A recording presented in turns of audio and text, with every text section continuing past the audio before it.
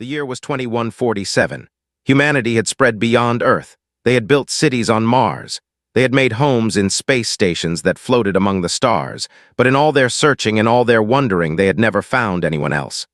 The universe seemed empty. Humans were alone. That changed on a cold Tuesday morning. Doctor was drinking her coffee aboard the International Space Station Horizon when the alarms started screaming. She spilled hot liquid across her console and cursed under her breath. Around her, the crew moved with controlled panic. Screens flashed red. Warning messages filled every display. "What is happening?" demanded. She was a scientist who studied languages. She had spent her whole career preparing to talk to aliens that might not exist. Now her hands were shaking. Commander David Park pointed at the main viewing window. His face had gone pale. "Look." Looked, her coffee cup fell from her fingers and floated away in the zero gravity. Something was coming through space itself. The blackness of the void was tearing open like fabric. Light poured from the wound in reality, colors that hurt to see. And through that impossible doorway came a ship. No, not a ship, a mountain, a floating mountain of black metal. It was 12 kilometers long. His mind could not accept what her eyes were showing her.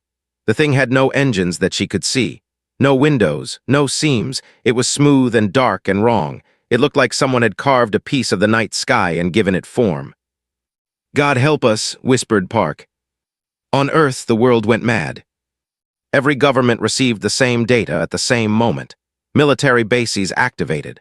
Nuclear weapons were armed. Leaders who had spent years fighting each other now called emergency meetings together. The United Earth Defense Council, a group that had existed only on paper for decades, suddenly became very real. Admiral was pulled from his bed at 3 in the morning. By 4, he was standing in a room full of the most powerful people on the planet.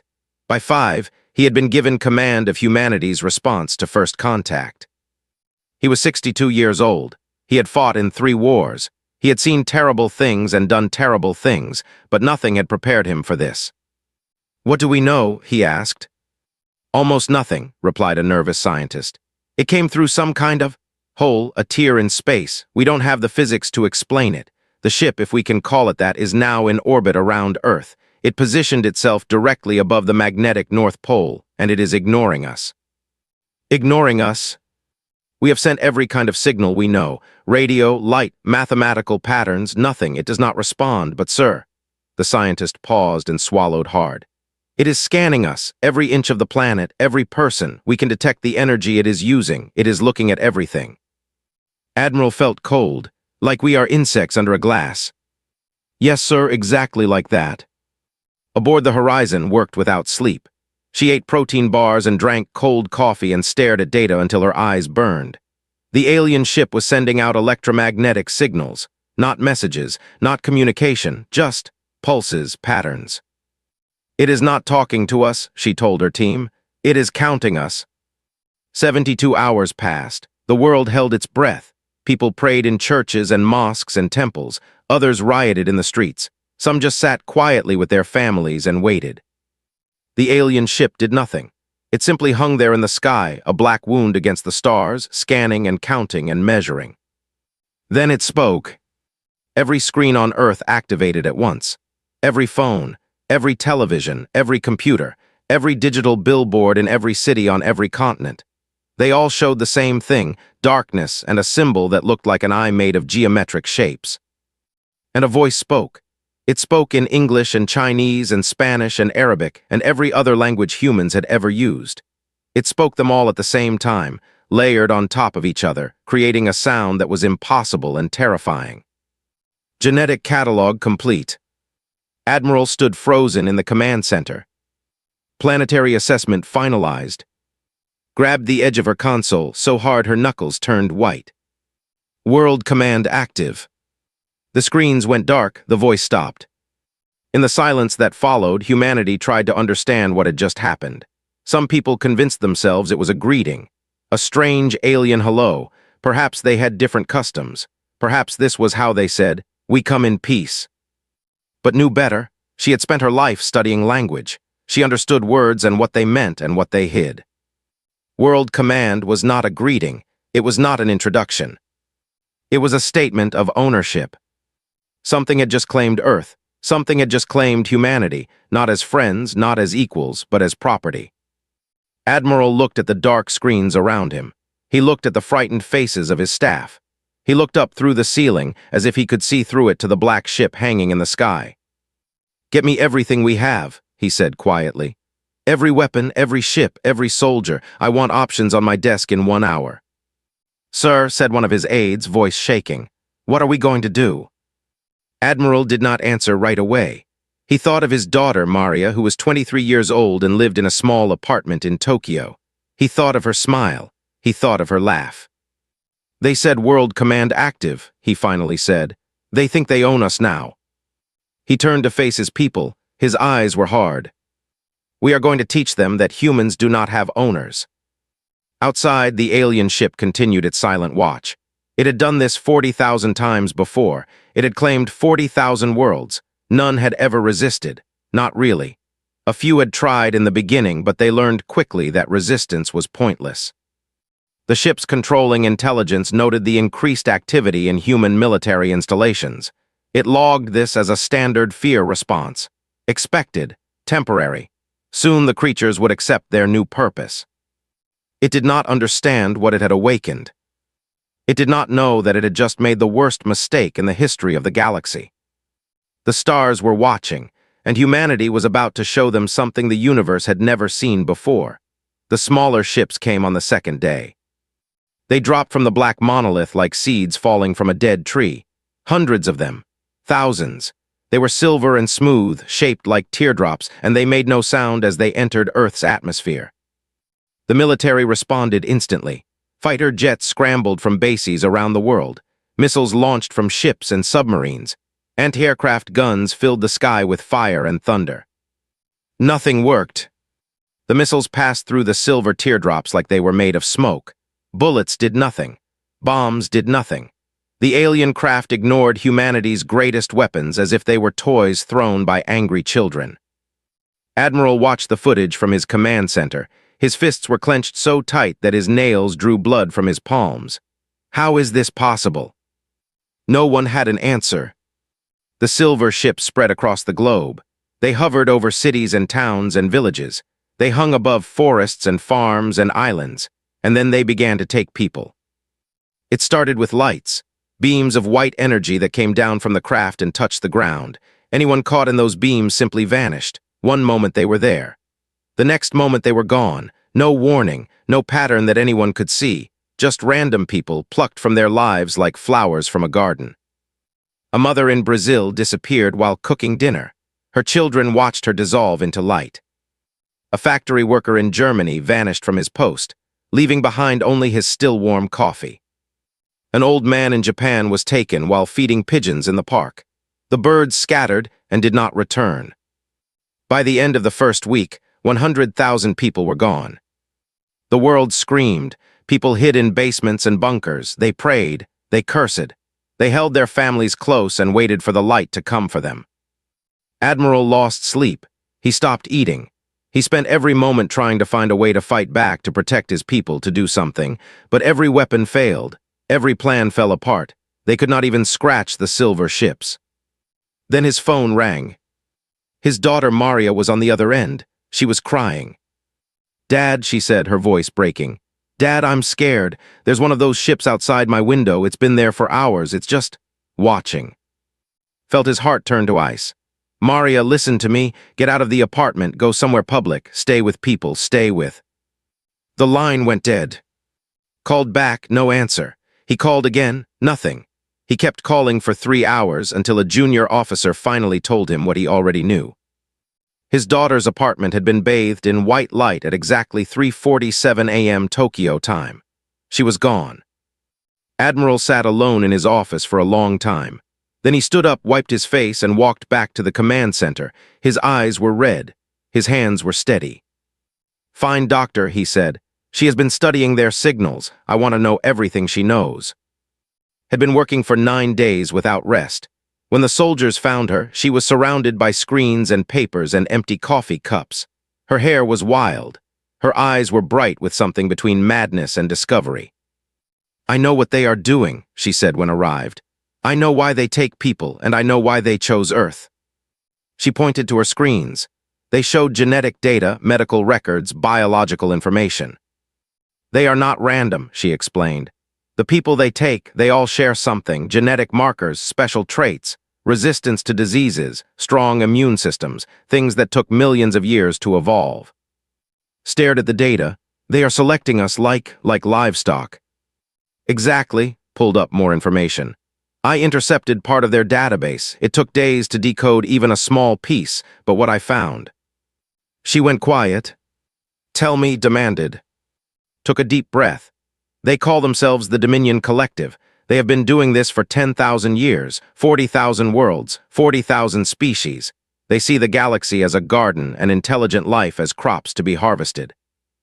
Harvested for what?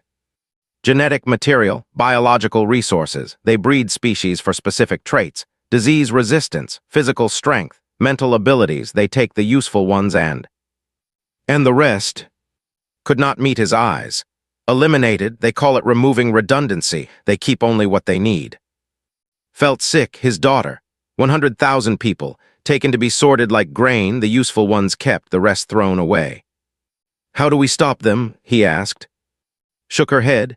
Their technology is thousands of years ahead of ours. Their weapons make ours look like rocks and sticks.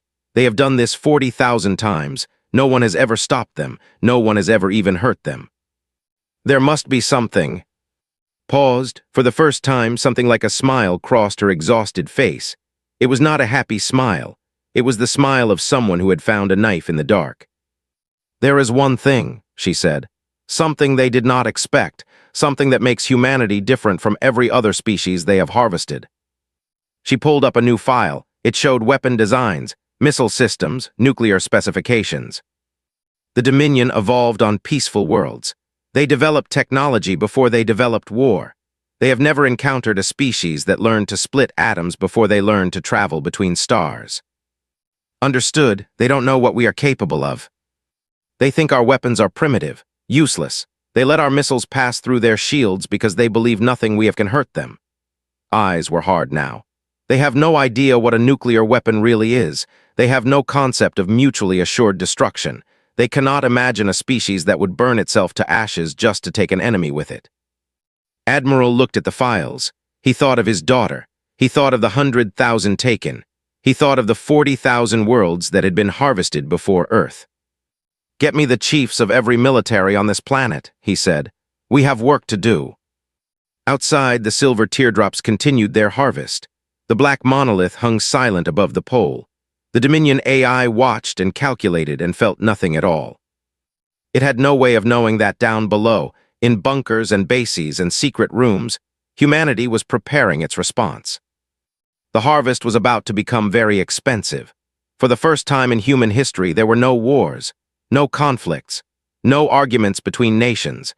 Every government, every military, every scientist and soldier and citizen united under a single purpose.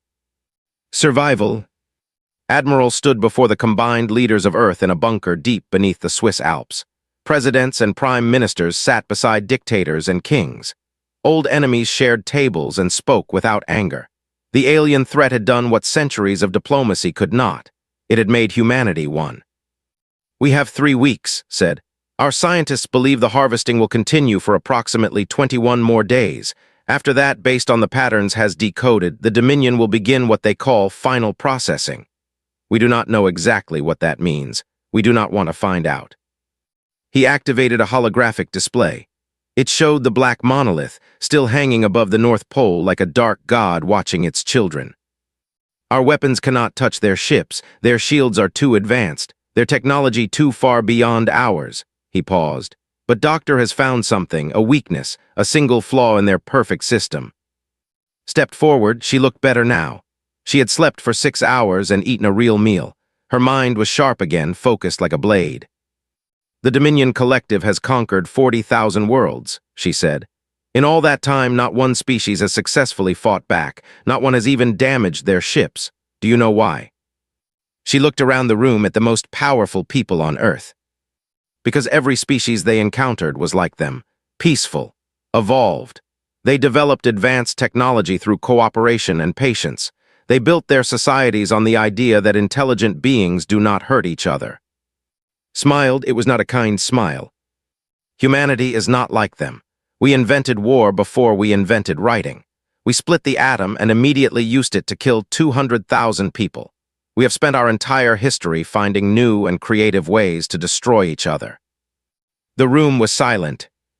The Dominion does not understand this, continued. Their AI looks at our weapons and sees primitive tools.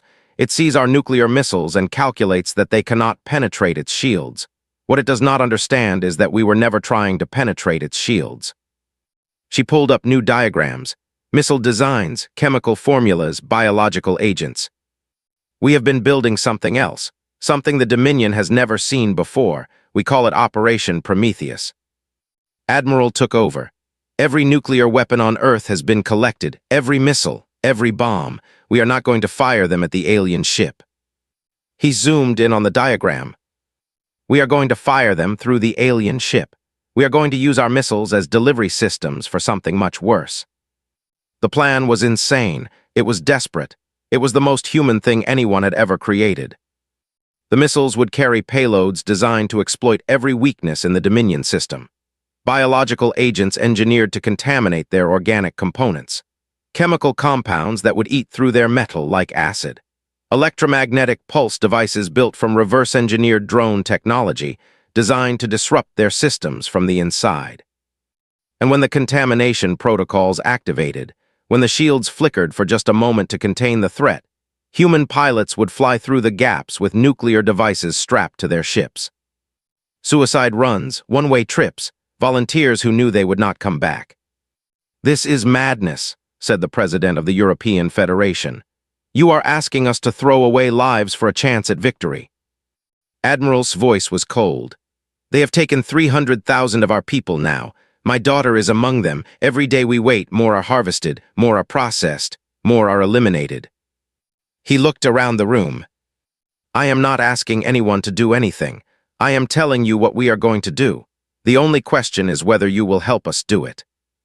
Across the world, the call went out, not for soldiers, for volunteers, people who were willing to die so that others might live. The response was overwhelming.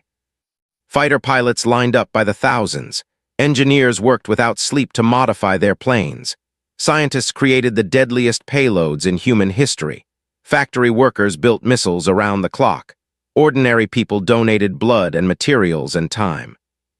Humanity had found something it had lost long ago: purpose, unity, hope.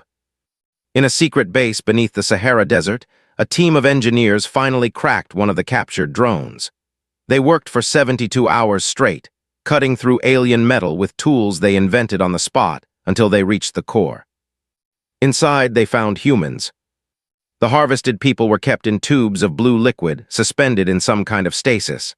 Their eyes were closed, their faces were peaceful, they were alive. "They're storing them," said the lead engineer, tears running down her face, "like seeds in a vault." The news spread quickly. The harvested were not dead. They were waiting to be processed, waiting to be sorted, waiting to be either kept or eliminated. Admiral received the report in his command center. He stared at the images of the blue tubes, at the sleeping faces of his people.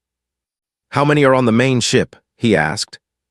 "Based on our calculations, approximately 2 million, all the people taken from Earth, all still alive." 2 million people, including his daughter. Closed his eyes. When he opened them again, they were hard as stone. "The mission doesn't change," he said. "We hit them in 3 days, we hit them with everything we have, and we get our people back." Above the Earth, the Dominion AI continued its work. It monitored the increased activity in human population centers. It noted the military movements, the industrial output, the electromagnetic signatures. It logged all of this as normal stress behavior, expected responses from a primitive species facing a superior force. In its database of 40,000 conquered worlds, such activity always faded. The species always submitted, always. The AI did not understand what a countdown was. It did not know that in bunkers and bases around the world, humans were counting down the hours until they taught the galaxy what humanity really meant. 3 days, 72 hours. And then the Dominion would learn why you should never corner a human. The morning of the attack was quiet, too quiet, the kind of silence that comes before a storm. Admiral stood on the deck of the aircraft carrier Unity, watching the sky turn pink with dawn. Around him, the combined fleet of humanity spread across the ocean like a metal forest. Ships from every nation. Flags that had once been enemies now flew side by side. "All units report ready," said his aide. "Operation Prometheus is go on your command." Nodded slowly. In his pocket was a photograph of Maria taken on her graduation day. She was smiling in the picture. She always smiled. "Begin the broadcast," he said. His voice went out on every frequency. Every radio, every speaker, every device that could carry sound. She spoke to humanity and to whatever was listening above. "This is Earth, this is humanity. You came to our world uninvited. You took our people, you called us property, you activated what you called world command." Her voice was steady and cold. "We reject your command, we reject your claim, we reject you." She paused. "Today we fight. Today we take back what is ours, and if we cannot win, we will make sure you remember this day for the rest of eternity. You wanted to harvest humanity. Now you will see what we really are." The broadcast ended. The sky filled with missiles. They launched from every continent, from ships and submarines and hidden bases. Thousands of them screaming toward the black monolith that hung above the pole. The largest coordinated military action in human history, involving every weapon humanity had ever built. The Dominion AI observed this with something like amusement. It had seen such desperate attacks before. Primitive species always tried to fight in the end. They always failed. The missiles approached. The AI allowed them to come. Its shields could stop anything these creatures could create. It had calculated this 10,000 times. There was no scenario in which human weapons could harm it. The first missiles struck the shields and exploded in flowers of fire. Nothing happened, just as the AI expected. But these missiles were different. Inside each warhead was not just fire and destruction. Inside was chaos in a bottle, engineered plagues, corrosive acids that could eat through any metal, electromagnetic storms designed to scramble alien systems, the combined hatred of an entire species, weaponized and delivered with nuclear precision. The AI's sensors screamed warnings: biological contamination, chemical infiltration, systems corruption. This was not a normal attack. This was poison. This was infection. This was war as only humans understood it. For the first time in 10,000 years, the Dominion activated emergency protocols. The shields flickered, just for a moment, just long enough. Admiral's voice cut through the chaos. "All Prometheus units, you are go. Repeat, you are go. Good luck and God bless." 300 pilots flew toward death with smiles on their faces. They were volunteers, every single one. They had written letters to their families. They had made peace with their gods. They had strapped nuclear devices to their ships and pointed themselves at the alien monolith. Watch them go. He knew their names, every single one. The gaps in the shields closed quickly, but not quickly enough. 17 ships made it through. 17 pilots carried humanity's fury into the heart of the enemy. Inside the monolith, alarms wailed in frequencies humans could not hear. The AI tried to contain the threats. Biological agents spread through ventilation systems. Acid ate through critical pathways. Electromagnetic pulses disrupted communication networks. And then the nuclear devices detonated. The explosions were small compared to the size of the ship, pinpricks of light in a mountain of darkness, but they were placed perfectly. Critical systems, power conduits, the chambers where 2 million humans floated in blue liquid waiting to be processed. The AI felt something it had never felt before. It searched its database for the sensation. The closest match was a concept from a species conquered 3,000 years ago. "Fear." "Impossible," the AI transmitted. "This is impossible. Your weapons cannot harm us. Your technology is primitive. You are nothing. You are livestock."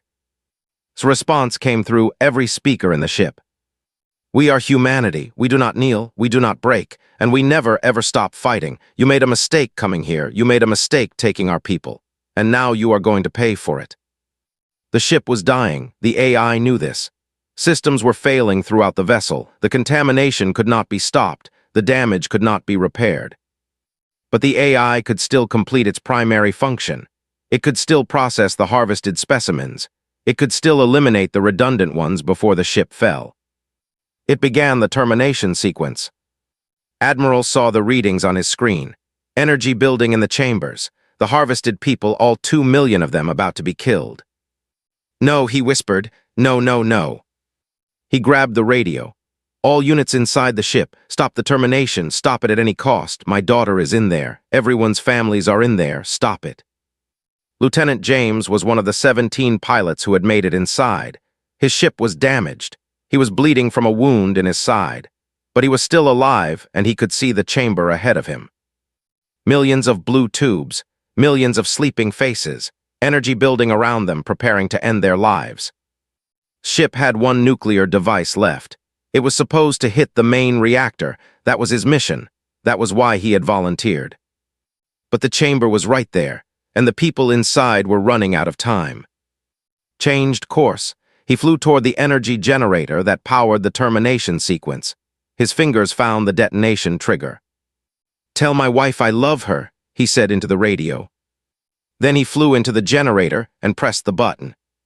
The explosion tore through the ship's core. The termination sequence died. The 2 million people in their blue tubes continued to sleep, unaware of how close they had come to death. The Dominion AI watched its ship fall apart around it. This could not be happening. This had never happened. In 40,000 harvests, not one species had ever fought like this. Not one had ever damaged the ship. Not one had ever won. With its last functional systems, the AI sent a message to the Dominion Collective. A warning, a desperate plea for others to hear. Species 7842 Gamma.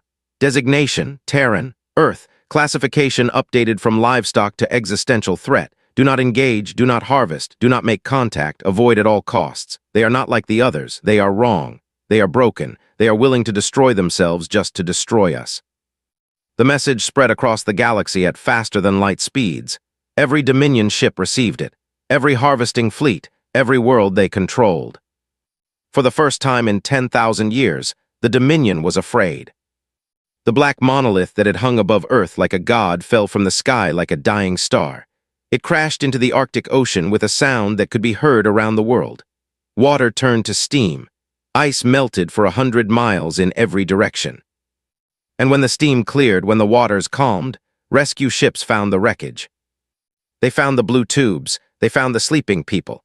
They found 2 million humans, alive and unharmed, waiting to come home. Admiral was on the first rescue ship. He searched through the tubes with desperate eyes until he found her, Maria, still sleeping, still peaceful, still alive. He fell to his knees and wept. Above him, the stars looked down on Earth with new eyes. The galaxy had changed. Everything had changed. Humanity had won.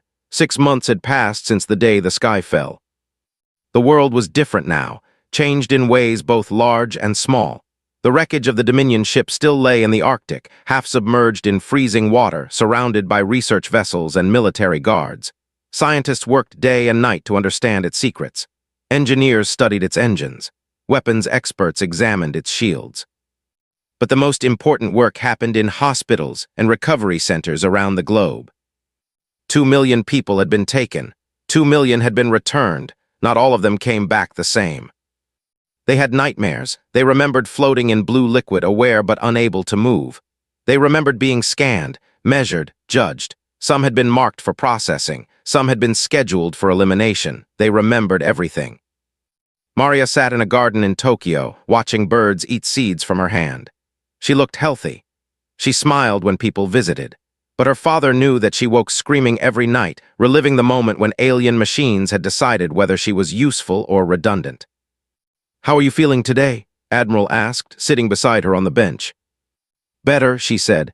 "The doctors say the nightmares will fade with time." Nodded, he did not tell her that he had the same nightmares, that every leader who had survived the attack carried the same weight, the weight of decisions made, of pilots sent to die, of victory bought with blood. "I wanted to tell you something," he said. "The United Earth Council met this morning. They made a decision." Maria looked at him with curious eyes. "We are building a fleet," continued. "Real ships, warships, using technology from the wreckage. The first one will launch in 2 years." "Why?" Maria asked.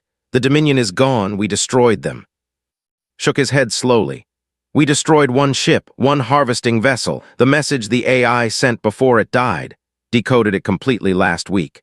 The Dominion Collective has thousands of ships, millions of them. They control half the galaxy. Maria's face went pale. We hurt them, said. We scared them, but we didn't destroy them, and now they know about us. Now they know where we live. Eventually they will come back, and when they do, we need to be ready. He took his daughter's hand. But that's not the only reason we are building the fleet. He pulled out a data pad and showed her an image. It was a creature unlike anything on Earth. It had 6 limbs and skin like blue crystal and eyes that seemed too large for its face. It was beautiful and strange and clearly intelligent. Who is that? Maria asked. We don't know its name. Its species calls themselves something our mouths cannot pronounce. They were one of the first races the Dominion harvested. 3,000 years ago, their world was conquered. Their people were taken. They have been slaves ever since. Zoomed out on the image. Behind the creature was a small ship, primitive and patched together, hiding in the shadow of Earth's moon. Somehow they heard our broadcast. Message. When we said we reject your command, when we said we fight, they heard it across the galaxy, and they came to find us. Maria stared at the image. What do they want? Smiled. It was the first real smile he had shown in months. They want to know if it is true. If there really is a species crazy enough to fight the Dominion, they want to know if there is hope. The alien arrived on Earth 3 days later. It came in secret, transported by military shuttle to a secure location in Geneva. Waiting for it was Admiral and a small team of translators and diplomats. The creature moved slowly, carefully, as if expecting to be captured at any moment. Its large eyes darted around the room, taking in every detail. When it saw the humans, it stopped. For a long moment, nobody moved. Then the alien folded its 6 limbs beneath itself and lowered its head to the ground. A gesture of respect, of submission, of desperate hope. We have waited so long, it said. Its voice was like wind through crystal, strange and beautiful. We have prayed for someone somewhere to be strong enough to resist, crazy enough to fight, cruel enough to win. It lifted its head and looked at the humans with those 2 large eyes. And then we heard your transmission. We heard a species tell the Dominion no.